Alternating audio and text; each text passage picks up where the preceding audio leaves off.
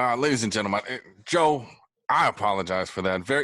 For a guest of your stature to have to deal with this Unbelievable. unprofessionalism, I apologize. They said that the internet connection was weak here, but you saw YouTube was still playing successfully in the background there. So I think it's just a Zoom thing. But as we're talking wrestling, this is a business where the show must go on. Didn't you guys have a show one time where the lights went out and the show kept going?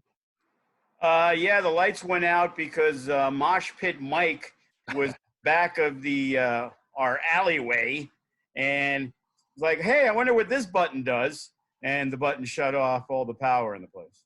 Right, and the show continued, correct?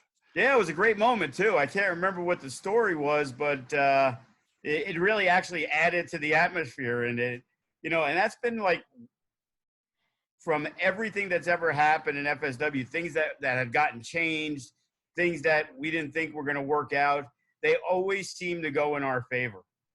Right. So and that's the thing with, just continuing. Just like this just happened. And that may have been planned. It may have been a shoot. It may have been a work that the internet went out. You'll never know, but Maybe it was Rocky T. He could have did it. Yeah, he tapped Your in. internet because, nobody wants him on the show. Or Cody's probably the top suspect. Well, okay. Yeah, we'll look into that. We'll do some investigation. But the show does go on. I think when the power went out, everybody pulled out their phones and lit the place up. Was that? Yeah, it was no different than when the top rope snapped. Right. Like in match 2 or 3. And we had the main event. It was Kevin Cross and Hammerstone, and there was no top rope. Yeah, I was at that show, and then you had to squat down a little bit to bounce off the ropes there. Yeah. But that's good the thing, times, you manage. Good times. Right, and that's the thing, like in business or any event, anything you throw, expect the unexpected, but then you have to keep moving, right? Always call audibles, kind of like what we're doing now with the COVID-19 bullshit. I had stents put in. I got out of the hospital Friday afternoon, and I was at my show Friday night. Like a savage. I mean, but you're not a normal man, Joe. No, that is true.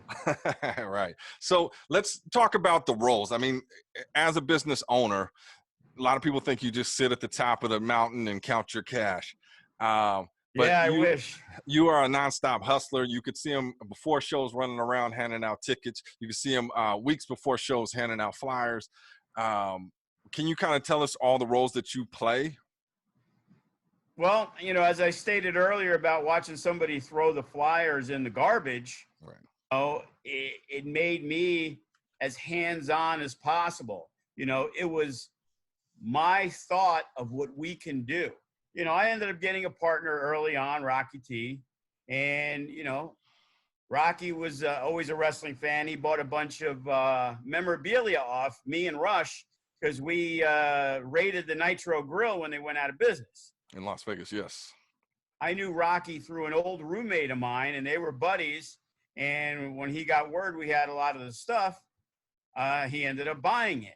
A couple of years later, I always told the story. All of a sudden, I hear some guy screaming, "Hey, Joey!" Like a couple houses down. I look, and I'm like, "Rocky, what are you doing there?" "Oh, I bought the house." Because he always liked, I have a big lot, the half acre, and he liked the lot size and area we were in. The house became available, and he bought it. So I had just signed up the deal at the swap meet to do the show Memorial Day weekend, and I had money to run a show, but I didn't have money to run a bunch of shows if we were losing money. Right. And Rocky has a security company, and he was doing well for himself. How I know? He would tell everybody. So that was easy to know. Right. And I said, "Hey, this is what we're looking to do." And I said, "I'll put up $1,500. You put up $1,500, which basically gave us the freedom to run 2 shows. And if we lost it all, I guess, then we'd be done if we brought in no money." And I said, "I'll do the work. I just need a partner who's going to help me out financially." So, and that's where it was born. So it became my job because some of the wrestlers we used, we already quickly used a bunch of guys out of SoCal. Okay. So the main talent was from California. And, there was the few guys we used here. But like I said, when we first started, Funny Bone had jacked up his collarbone, and he wasn't even able to perform. So all the guys from Vegas were just Legacies guys who were mainly some of the younger dudes. And we had the students in an opening match, and we had the more experienced guys in a battle royal. So it became my job. Did they help? Yeah, they helped a little bit. They got the word out because they were local, but at least 60, 70% of that first show was, from out of state. And then secondly, we have no footage. We have nothing. So there's no commercials. So Right. all we do is put people's faces on a flyer and try to pass them out. And, and that's what we did. So by doing it on day one, 3 years later, 6 years later, 10 years later, I've been able to, a lot of people say that I can't designate very well, that I feel that, hey, Joe feels, you feel you have to do everything. Well, I do feel I have to do everything in most cases, because a lot of the times when you gave other people the opportunity to do it, it fell by the wayside. They didn't do it when you wanted to do it. They didn't have the passion that I had in making it successful because it wasn't their company. So as my son has gotten older, he's been able to, handle a lot of the production stuff, and he's learned the trade. And because of, editing YouTube videos early on, and then editing FSW stuff, and then taking pictures, and then doing it at Ring of Honor and Impact, all of a sudden he, has a little bit of a following in professional wrestling, because he does some really good work. So he kind of comes in and talks to you and talks to Mikey and kind of gets a lot of stuff done. I chime in, I kind of like oversee stuff. Like, I got to bust Owen's balls to get something done, because Joey will be like, oh, yeah, Owen, and he didn't want to do it. Oh, he said I can do it next week. And it's like, bro, I need it done in 2 days. Right. So, but I do try to designate a little bit more, because my main focus is running the best show possible and seeing the best talent and trying to put the stories together. And, while we were on this little break here, Paulie Cobra posted something that was on Fight TV, and I was checking it out, and the vignettes of Kevin Cross and the feud with Paulie Cobra was amazing. Right. Gold. I brought in Lance Hoyt when Paulie Cobra was supposed to fight Kevin Cross, and the crowd was crazy for it, and we all knew Kevin was going to murder him. And, Lance Hoyt was big in Japan, but not really well known in Vegas. But it was a big surprise for the people who knew him, like, holy shit. And good stories. And that's what's made FSW more popular than a lot of other independent wrestling companies. Well, a couple things I want to take from there. Number one, we'll get to the creative process that you go through, but there have been, and we talk about competition, there's competition in any business. There's been some companies, promotions that sprouted up in Las Vegas, and just didn't have the staying power, doesn't have the reach that you've had. And I also aware that a lot of people came from working with you, or, working from your promotion. So and thought they could do it better. Right. So what sets FSW apart from those that tried, and how do you feel necessarily about people that may have came and try to, pick your brain and then run and try to outdo you? It used to really piss me off, to be honest with you. When it first started, like, hey, this guy's trying to run a show, like, what the fuck? This is my talent. You know what I mean? But it's like, in California, there's 50 wrestling promotions, and they survive. And, we had an issue with someone who befriended us, became a sponsor, and while doing all that, basically backdoored me to getting access to the talent and offering them a few more dollars. And, I remember Tyshawn telling me, like, oh, that should be your spot, when Tyshawn had been my champ for years. Right. And Cage was now up top, and it was like, oh, because the local guy wasn't the champion. And, and then there was some guys that were hard up, they were struggling financially. And, he knew what to say to try to get people to the other side. And unfortunately, a few of them left, and they started their thing. And of course, it only lasted a couple of shows, and people kind of saw through the bullshit. And the guy was an asshole. And, do we have a name here? Was this the Midas? Yeah. Gordon at Midas. Yes. Okay. And he ran a 3PW, and I can never say he ran shitty shows, because he used good talent. He used the Whirlwind Gentlemen and Hammerstone and Clutch and Sugar Brown and a lot of our guys, you know. I knew I wasn't going anywhere because basically when the mutiny was occurring, we had just was about ready to run the biggest show in FSW history to this day. And that was Brian Cage and Matt Hardy in the TLC match at Samstown that had well over 900 people there. I knew I'd survive. I knew I was going to outwork that dude. There was no way that motherfucker was going to take over what I built. You know, he slithered in like a snake. Right. And fortunately, when I look back, I'm glad that it happened. Obviously, I wasn't at the time because, you know, it's easy to see when you're a young up-and-coming guy and you get the opportunities I give you that it's normal.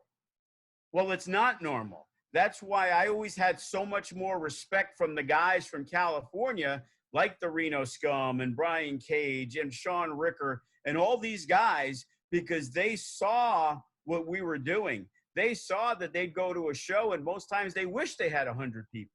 Right. We were able to build 300, 400, 500 people because we spent money. And if some people thought we made so much money, well, that wasn't the truth. But the thing was, now they saw how it really works in this business. They're going to take advantage and try to do whatever they can to you. I was always truthful. I was always upfront. I always said what I was going to pay you. And you may not like it. And if you didn't like it, you know, you can go elsewhere. Nobody ever forced you. But I never needed to lie to somebody.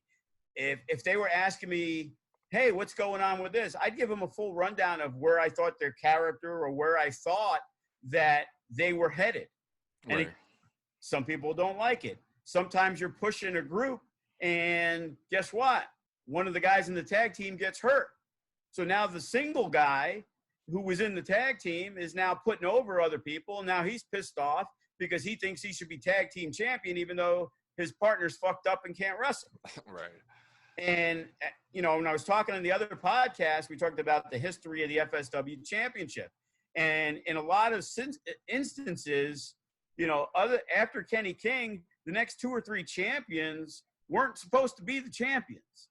Issues occurred, injuries happened, we had to vacate a title, and numerous different things occurred where we had to go where we thought would be the best option. And right. Fortunately, in most cases, they were. But when people run, my biggest pet peeve of the other companies is, if you're just going to use our guys, what's the point? Number one. Right. Number two, if we have a draw, you know, we've also built 6 years, 8 years, 10 years of being on Monday Night Raw commercials and SmackDown commercials and trying to promote it as much as possible. Why do you guys think you're going to walk in and you're going to draw 200-300 people if you're not putting in the work? And it's difficult enough. You know, I remember a few years ago, there was a company, QPW. They're based out of SoCal. The guy lives in Vegas. Okay. Big WG fan, brings in some good people. Decides, you know what? He wasn't drawing that well in Cali. He lives in Vegas. He's got money. He don't care. So he decides he's going to run a show over at the roller rink. Yeah. And the main event was Kyle O'Reilly versus Adam Thornstowe of the Scum. Okay? Joey Ryan's on the card. Candice LeRae's on the card. A good amount of women are on the card that are known in SoCal. Needless to say, they draw like 11 people. Right. Okay? Jay Grimmer, one of our regular fans. My son Joey actually bought a ticket to go there. Treason. Before they were old enough, Shaggy McLovin and his brother with J Cash, and I believe Shaggy's dad. So that was like 6 of the 11 people that were there. Like, if you didn't know all these guys that were on the show, you would have never known there was a show. So it didn't matter how much money he spent or how much talent he paid. You know, he's just hoping that Thornstowe's going to say, hey, I'm going to be in Vegas for a show, and just think everybody's going to show up without putting in an effort. Right. And that never made sense to me. Failed. Yeah, it never made sense. And like I would see the shows promoted, and obviously I support the talent. Like nothing but great guys and talent there. But like I'm an FSW guy, and you guys did it. So I don't know if it's different storylines or what they're doing over there. But I'm you guys were the real deal. I mean, are the real deal. And I've always seen that. You're a Sopranos fan, yeah? Of course. Okay, so the story when Tony's talking to Junior, and the story about the Bulls. You know the story? Got to refresh me. It's been many years since I've seen The Sopranos. You remember the story you told me about the father bull talking to the son? They're up on this hill. They're looking down at a bunch of cows. And the son goes to the father, Dad, why don't we run down there and fuck one of these cows? Now, you remember what the father said? The father says, son, why don't we walk down there and fuck them all? I told you that. Yeah. Why don't we fuck them all? And I always equate that to business or whatever you're trying to grow. It's like, take your time, build your value, and you're going to get down there and you're going to have more opportunities versus somebody like that comes in and just, wants to do a quick buck and start doing stuff the wrong way. You may get a show that pops off, but maybe you overextend it and you don't have the staying power. Do you agree with that? Well, I definitely agree with it, but I don't agree with the fact that you're saying, looking to make a quick buck. I don't think they think they were going to make money. I think some of these people just want to do a show. They feel, maybe guys that were in FSW, that they feel that they didn't get to the level that they felt they could. So if they were running the show, they would prove that they should be a top guy. Very recently, over the last couple of years, we've embraced other companies that have come in. This guy Daniel did some stuff in England, plays poker out here, wanted to rent the facility for a show. We more than happily helped him. He paid us, absolutely. But he didn't draw well at all. He was the same way, was just going on Facebook and doing stuff. And he ran 2 shows and, that was it. We got the guy, Ed, in San Antonio. He comes in for Dave Meltzer's Wrestling Observer they have like a convention with the fans of the Wrestling Observer. And they usually book it around like a big event in WWE, or it's a big pay-per-view, or AEW is in town, like they were going to do it recently. And, he draws okay, but again, he's doing it because he wants to run his own show. And he'll tell you, I don't care if I make money. I always tell him, it's like, wow, you're overpaying for these people.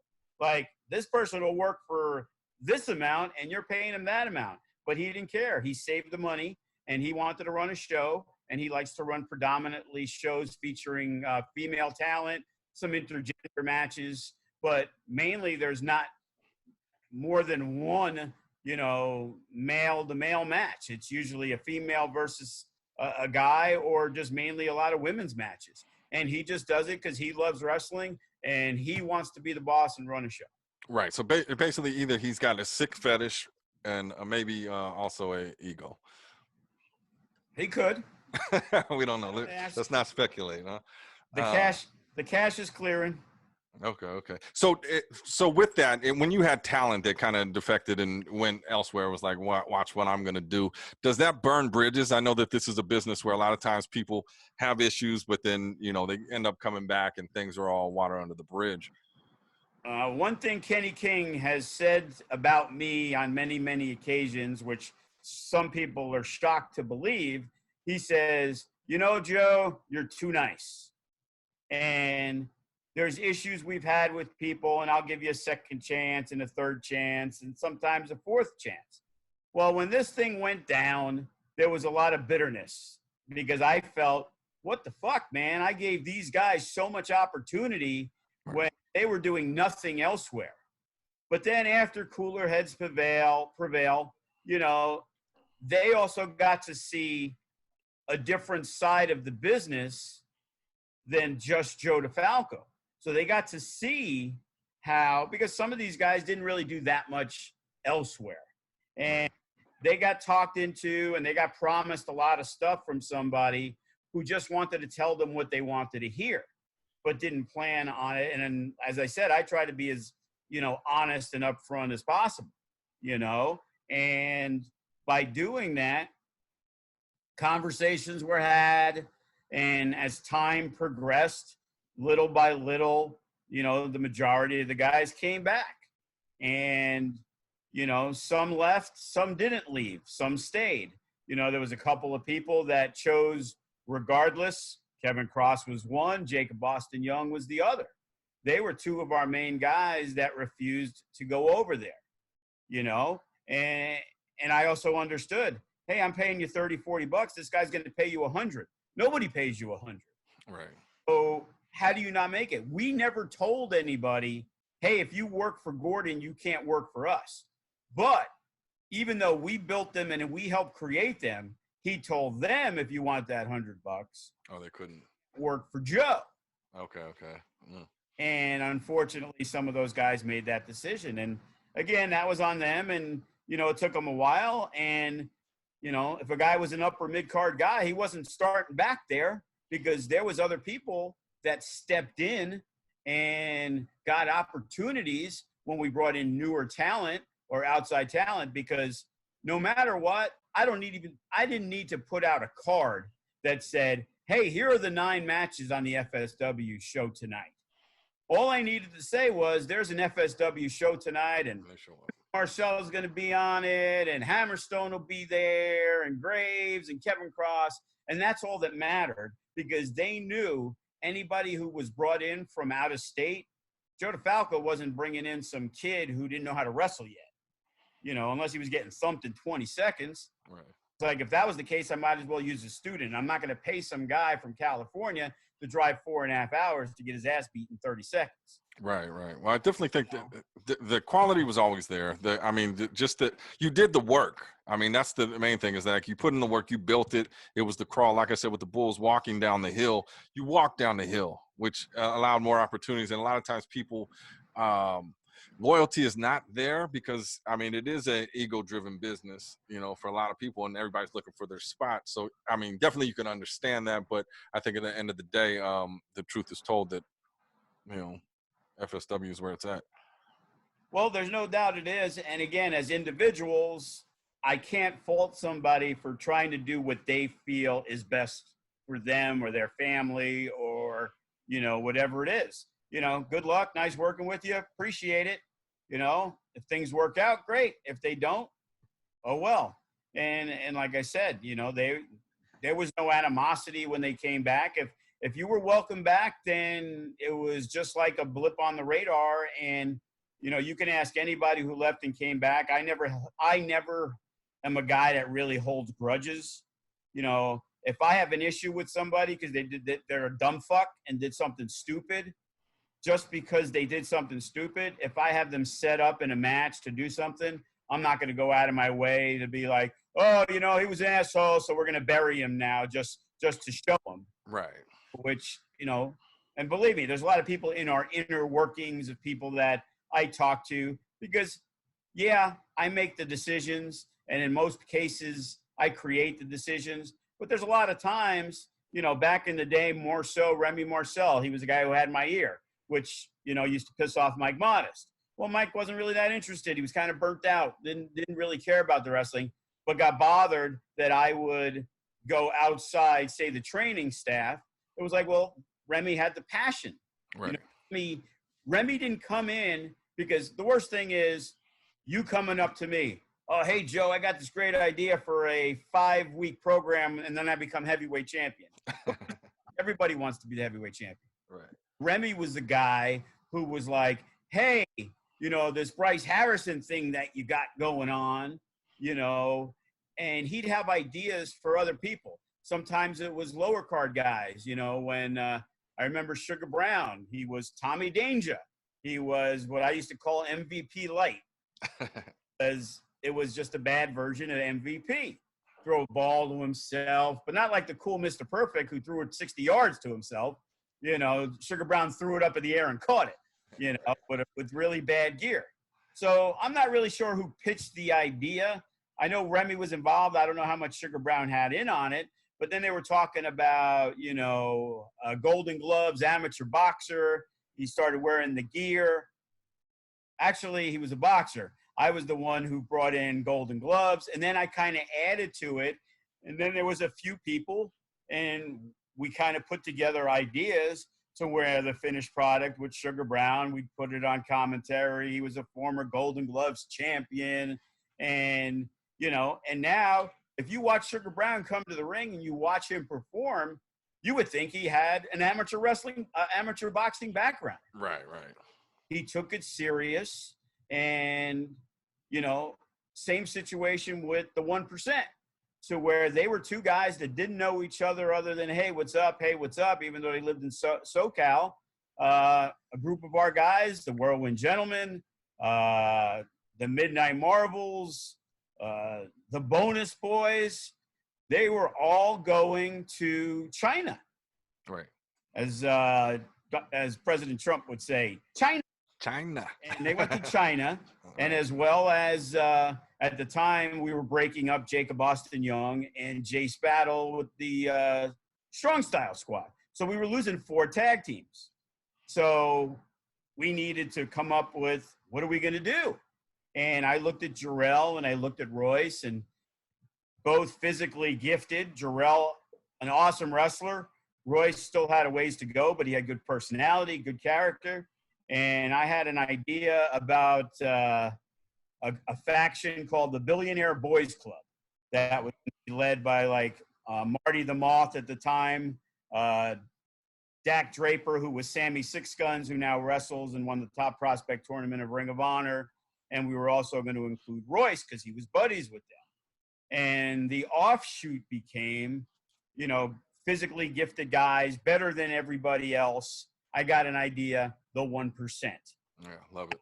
These guys took it and ran with it. You know, they give me all the credit in the world for putting them together, but I could have just put them together and then they could have just wrestled as 2 singles wrestlers. But they went out and put in the effort and became, for that year, the top tag team on the West Coast and got to wrestle some huge matches. Not only in FSW, but, you know, they got to wrestle the Rascals. They wrestled the Scum a couple times. In California, they became champions over at Best of the West, and they got to wrestle Kazarian and Daniels with Scorpio Sky, and they were working all over. And that, you know, is a credit to them because I had an idea and, you know, they doubled down on it and they made it where it is. I've had other things that I thought were going to be like, oh man, this guy's going to be awesome. He's going to be the next champ. And the effort just isn't there. And as physically gifted as you can be, you know. Give me an idea. So talking about creativity, give me an idea of maybe something where you were like, this is it. And then it just didn't pan out. Do you feel comfortable with that? I am, but it's hard to think back at things because they didn't last that long. You know what I mean? So if it ran its course really quick, over 11 years, there's so much that went on that I could tell you, you know, great things. And then it's harder to be like, oh yeah, remember when we did that? Oh, that was the shits. Right, and I say there wasn't because there was plenty, you know, but it's like just trying to think in the back of your mind, like, hey, I think this is going to work great. And it didn't. It's hard to say because I put Hammerstone and Graves together as the Gods of War. And, you know, that ended up being great.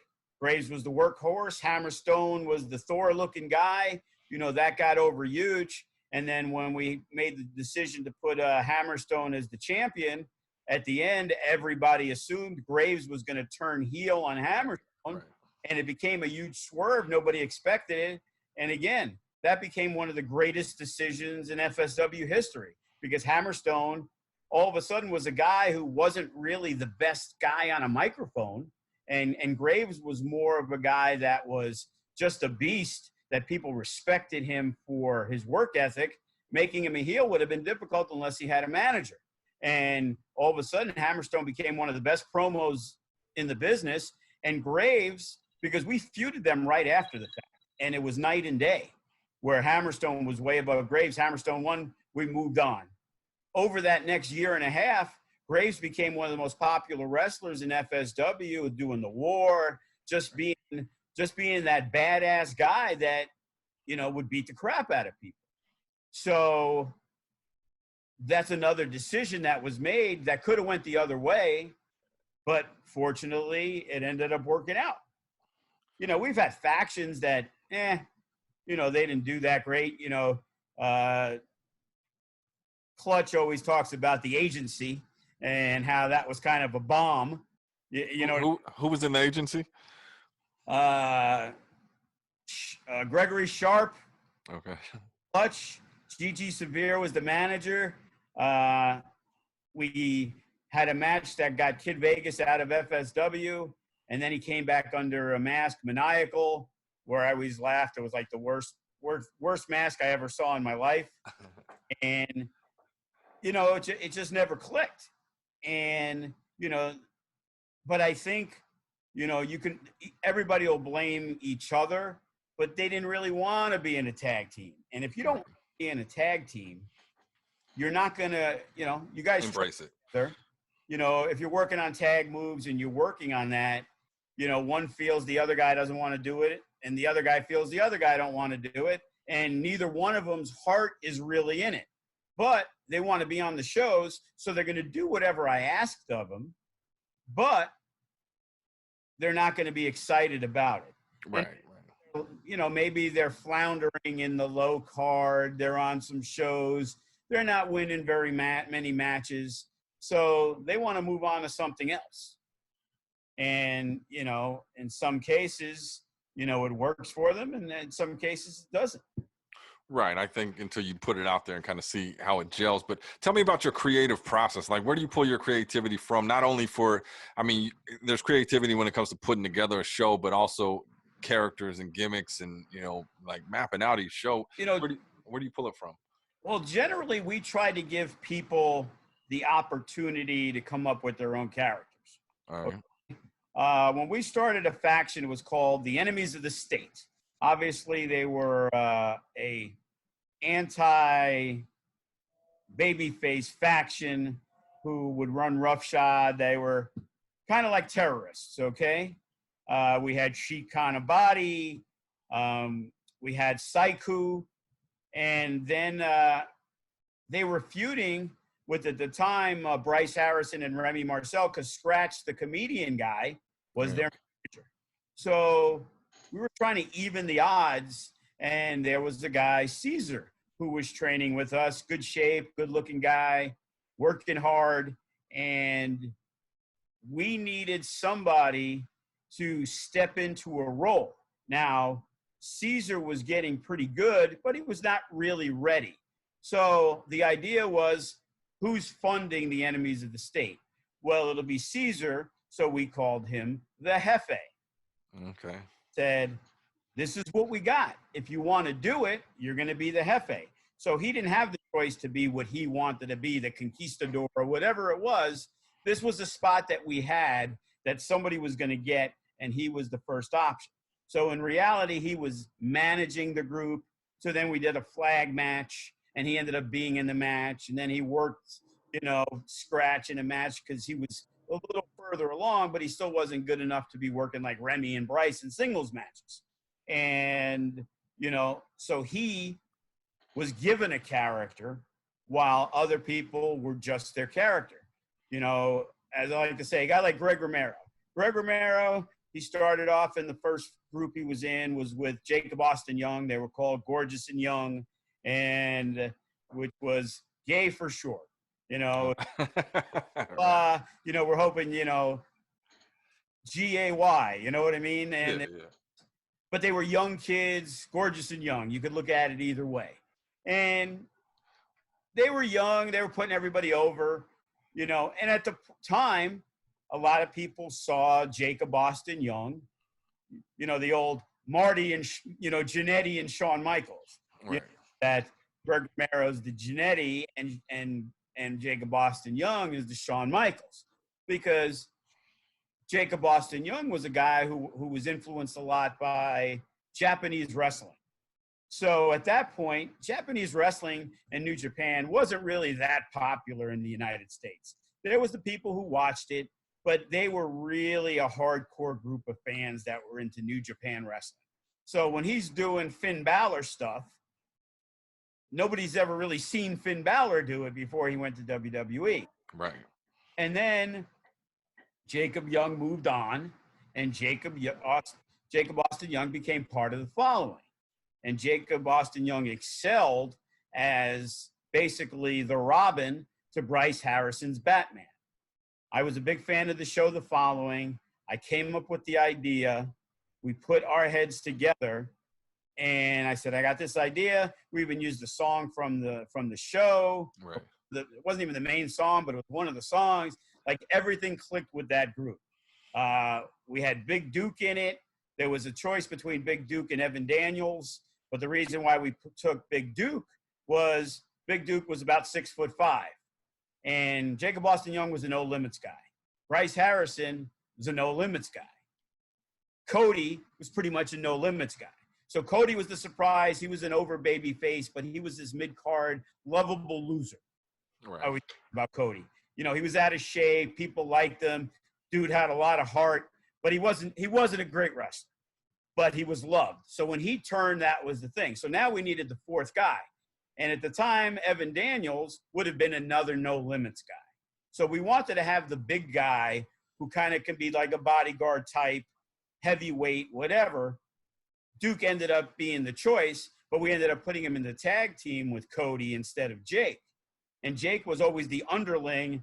And then as Bryce Harrison dominated the no limits division, it became obvious that Jacob Austin Young would be the one next in line, and Bryce would have to try to keep him under his thumb. Right. Because Jake was the guy who he did become the guy, but he never got a chance. And he did beat Bryce later on, but Bryce blew out his knee before he had the opportunity for that feud to really blow up. Okay. So a lot of the creativity is just from different sources. I mean, a lot of times you just build on inspiration or maybe a character and then kind of just go in a certain direction. That's fair to say? And it could be, I mean. No, absolutely. Like, going back to Greg Romero, and again, he was kind of floundering. We kind of did Gorgeous and Young 2 with somebody else. Then Greg Romero kind of reinvented himself. You know, we jokingly say he's got the George Michael look, but Greg Romero knows exactly who he is. And he's always been an arrogant kid. We've had our ups and downs. He's been booted numerous times. People know the stories of Greg Romero.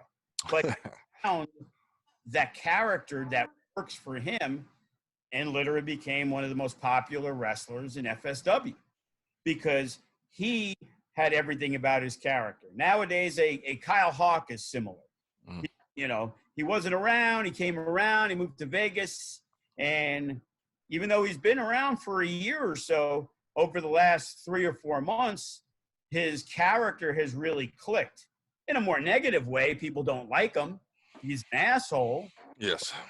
He has garnered attention, and people now pay attention way more than when they did 3 months ago when Kyle Hawk was in a match. And there's obviously a lot of the credit has to go to Kyle Hawk, but in my head, I have to now think of ways to get him involved in situations to now take advantage of everything he did, you know, because in all honesty, his feud with Greg Romero kicked it off.